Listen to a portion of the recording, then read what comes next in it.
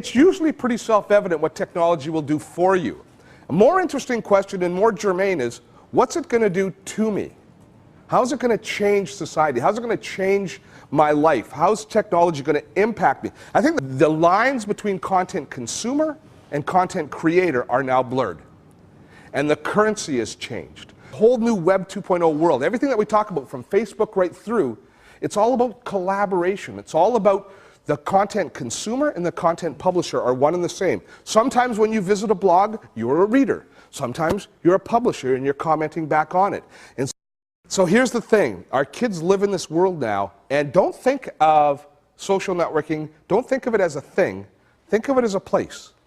Because it is a place that we go to. It's a place where interaction happens.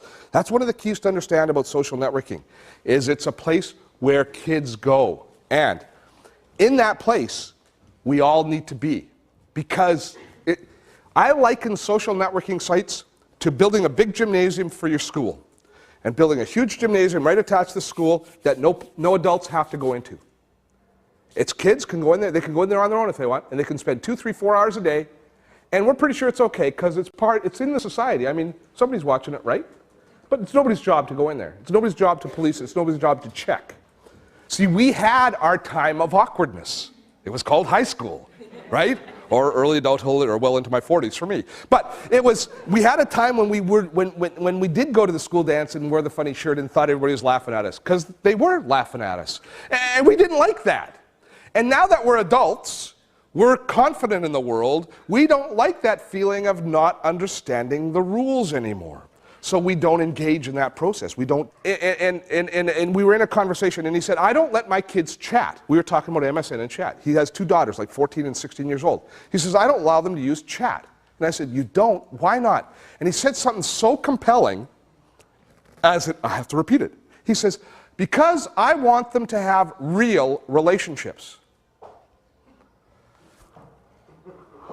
When we were kids and we were dating on the phone, was that real? When Second World War soldiers wrote letters back and forth to their loved ones, was that real?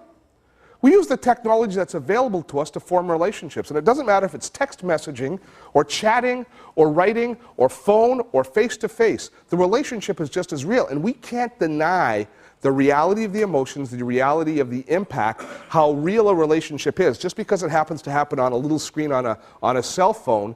And we always think about the risks that our students face online as being predators and bullying, sexual stuff, and fraud.